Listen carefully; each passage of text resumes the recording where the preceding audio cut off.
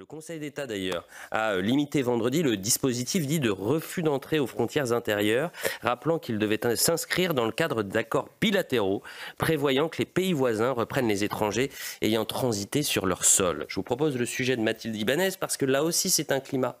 C'est une situation où ça participe à l'inquiétude des Français en se disant « Mais attendez, si nos frontières ne sont pas protégées, si aujourd'hui on ne peut pas renvoyer quelqu'un qui vient illégalement, et imaginons que cet individu soit un individu dangereux.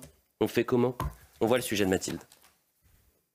La plus haute juridiction administrative a annulé ce vendredi une phrase du code régissant le droit des étrangers qui permettait, dans un large cas de figure, le refoulement aux frontières intérieures de l'Union européenne des étrangers entrés irrégulièrement sur le territoire. Ce qui pose un véritable problème, parce que ça va, je pense, désarçonner beaucoup de policiers qui vont se demander à quoi on sert. On interpelle des personnes qui, à la seconde où on les interpelle à l'entrée sur le sol français, vont prendre un avocat, une association qui va leur permettre de pouvoir entrer dans le pays. C'est une décision extrêmement grave. Pour les associations de défense des étrangers, c'est enfin une victoire. Cette décision nous satisfait. Elle met fin au régime du refus d'entrée.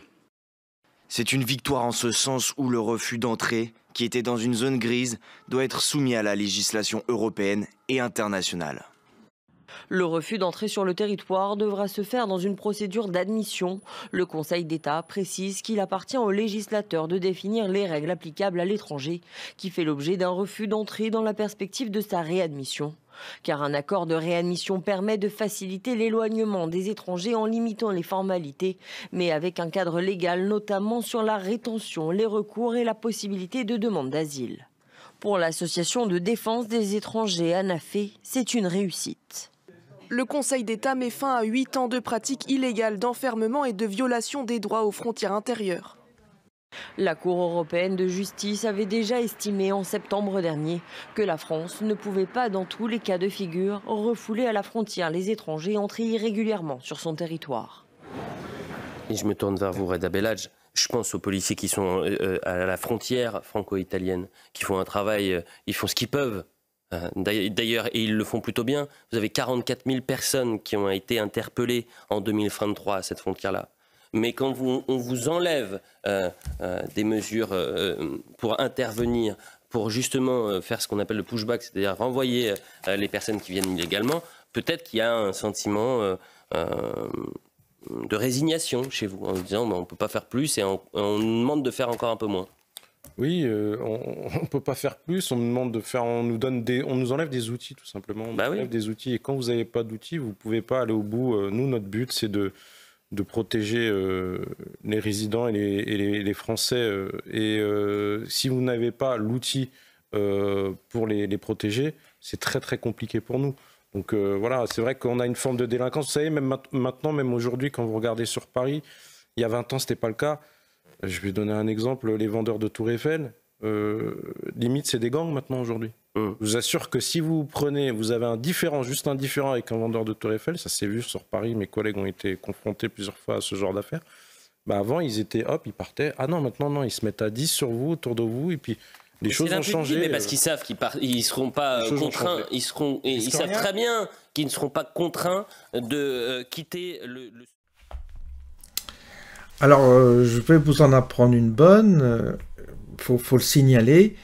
C'est le Conseil d'État ce soir. C'est le Conseil d'État, c'est pas le Conseil constitutionnel. C'est le Conseil d'État qui a pris une décision concernant une mesure qui avait été rétablie en 2015, c'est ce que j'ai lu, qui s'appelait le dispositif des refus d'entrée.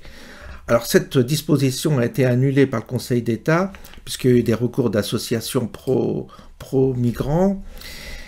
Et donc aujourd'hui, les policiers n'ont plus la possibilité de refuser à des étrangers en situation irrégulière de rentrer en France. C'est ce que vous avez entendu là. Donc par exemple à Menton, parce qu'on a eu beaucoup d'images de Menton, vu que c'est la frontière avec l'Italie, les policiers autrefois refoulaient les étrangers en situation irrégulière. Là, il va falloir les accepter et traiter chaque cas avec... traiter leur dossier pour éventuellement entamer des procédures de régularisation ou pas, ce qui veut dire qu'en gros, on va se retrouver avec une masse déjà de cas à traiter. Les administrations, bien entendu, n'auront pas le temps de traiter toute cette manne de chances pour la France qui vont pénétrer sur notre pays, dans notre pays, pardon. Et on va se retrouver, là pour le coup, c'est open bar, c'est-à-dire j'ouvre grand les portes et les policiers ne pourront plus intervenir pour justement les refouler. Ce qui veut dire que la porte est vraiment grande ouverte et qu'on va avoir à nouveau un flux d'émigration encore plus importante qui va pouvoir pénétrer, je dirais entre guillemets, légalement en France. Et ça va être aux administrations éventuellement de traiter tous ces cas-là afin de régulariser ou pas leur situation, mais ça va être un travail très compliqué pour la police parce qu'il va falloir les arrêter, les questionner, constituer un dossier qui servira à rien du coup parce qu'ils seront remis en liberté en attendant d'une décision, et une décision qui prendra peut-être 3, 4, 5, 6 mois, je ne sais plus exactement quelles sont les procédures dans ce cas-là, mais en fait, il va y avoir une telle masse, parce que là, on voit ce qui arrive en Italie, et comme ils sont bien traités en France, mieux en France qu'en Italie ou en Espagne, pareil pour l'Espagne, je pense qu'on va avoir un déferlement d'étrangers en situation irrégulière qui vont arriver à Paris.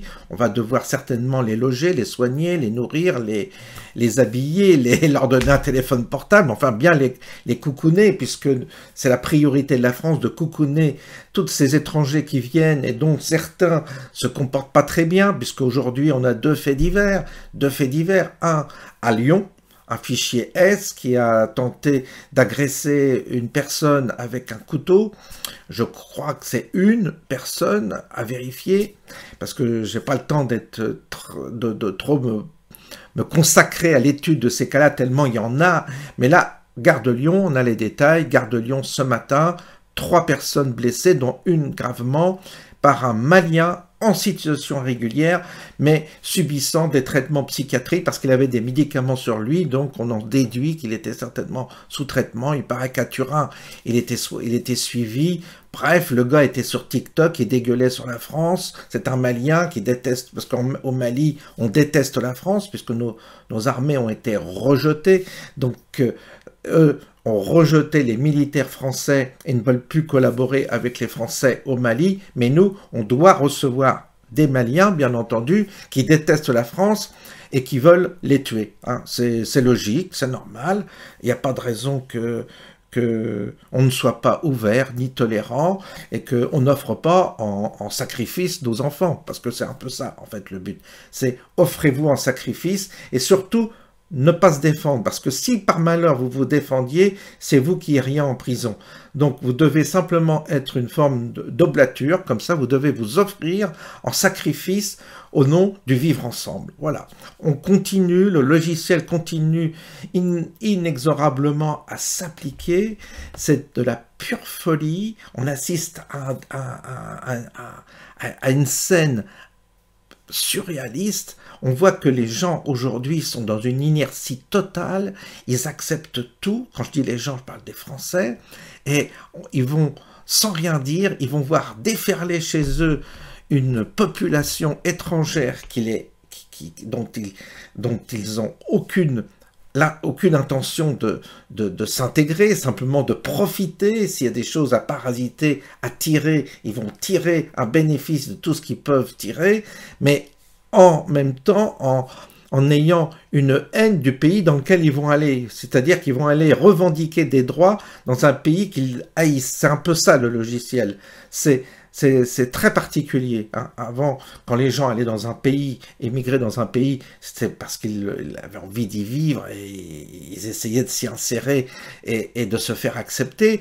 Aujourd'hui, c'est le contraire. Ils viennent pour se venger. C'est une forme d'armée, une invasion quasi militaire qui ne dit pas son nom, mais qui va finir par se dévoiler d'une manière objective, évidemment, parmi toute la population. Les gens vont comprendre qu'il s'agit là, non pas de gens pacifiques qui arrivent, mais de gens qui arrivent avec une franche hostilité vis-à-vis du pays, et une hostilité qui est revendiquée. En tous les cas, c'était le cas de ce Malien qui est arrivé en France en situation régulière, et qui détestait sur TikTok. La vidéo a disparu, hein, parce que dans ces cas-là, on fait disparaître les vidéos.